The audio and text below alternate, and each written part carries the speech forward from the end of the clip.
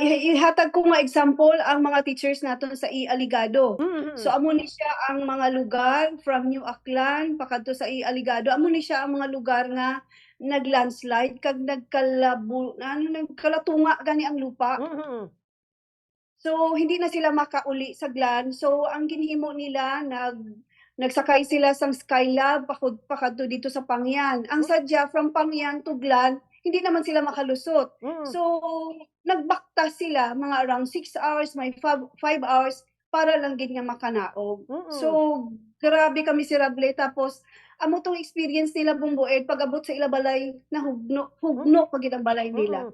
Mm. Mm. May teacher kami nga napatay ang nanay niya dahil sa lindol, at the Mm. same time nahugnoan sang balay. So isa ato sa mga recipients naton kahapon. Mm.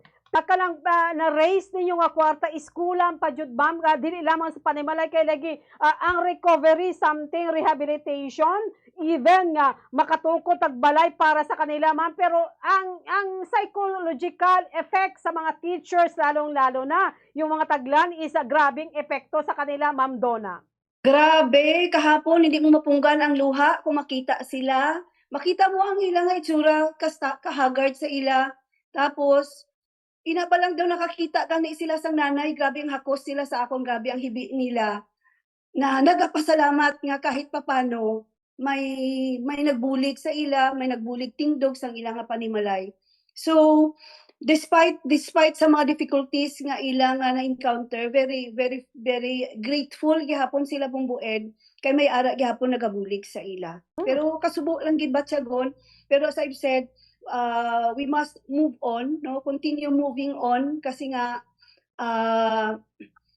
kinahanglan naton ang strength kada isa para mag-rise, no? Mm. Mm. Ano sa mga tulong na naibigay through sa'yo Ma'am Donna, mula sa iba't ibang mga sektor? Panawagan natin ulit ma'am, sa mga nakikinig Ma'am Donna para matulungan pa rin natin yung ating mga teachers, lalong-lalo mga teachers na na-trauma diyan sa GLAN Sarangani Ma'am Donna.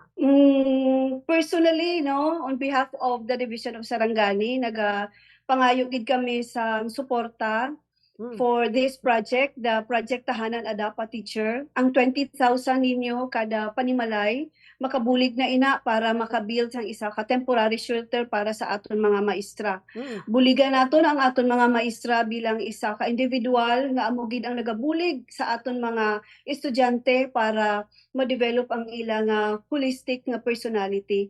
So this time, nagapangayo gid kami sang bulig. So gusto ko lang i-feature ang isa namon ka teacher. Mm. Ang isa namon ka teacher, nagkadto sa opisina kahapon bumbued, ang hambal niya, "Ma'am, bago lang ako na-promote from teacher 1 to teacher 3. Kag nami man ang akon nga tubas, ma'am, I will adopt 1 teacher." Mm. Tulog naman luha ko bumbued.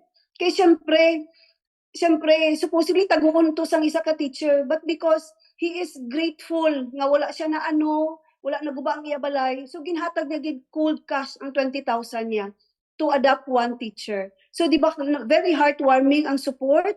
Una-una abi ko, isa, duha, tatlo lang magsuporta, so nag-abot kita 600,000. Sabi ko, hala, very overwhelming gid ang tabang sang tanan. So despite sang kadakuon sang amount nga na-receive namon bumbued, kulang pa gihapon. So that's why I am knocking the doors of your heart sa mga generous nga mga tao nga nagapamati sa subong nga program.